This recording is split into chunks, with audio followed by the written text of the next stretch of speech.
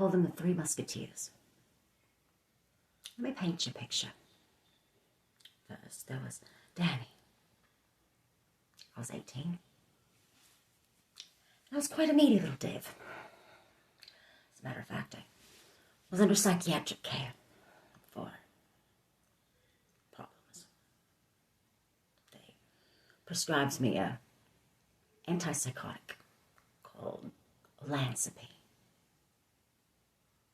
And it made me, well, fat. Let's face it. Danny had to be pretty screwed up to have gotten together with me in the first place. We split up. We got back together. And then we had a child later on down the road.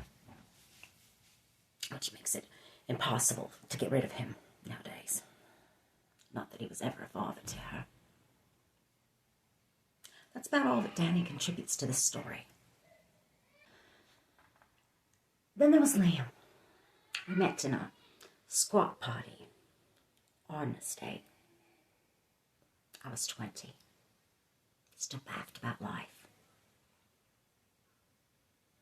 But I brushed up on the art of seduction.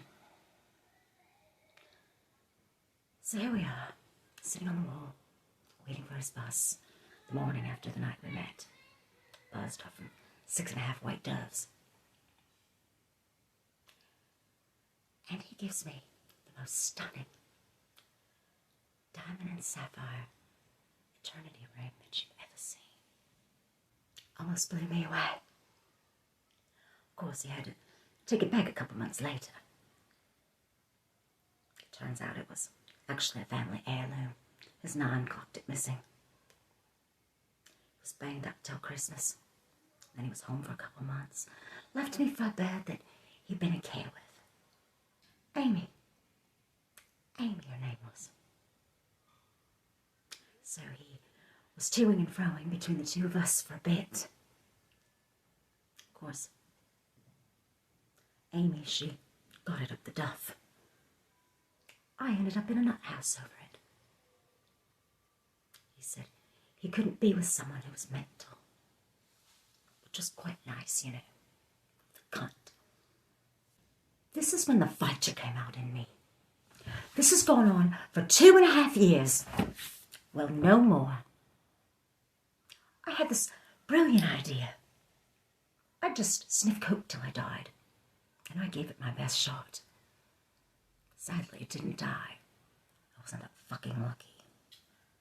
I did, however, manage to balls up just about every aspect of my life. Which, you know, is a skill in itself. Should I get help? Should I kill myself? Or go on a holiday? But this was it. This was the one, the real deal.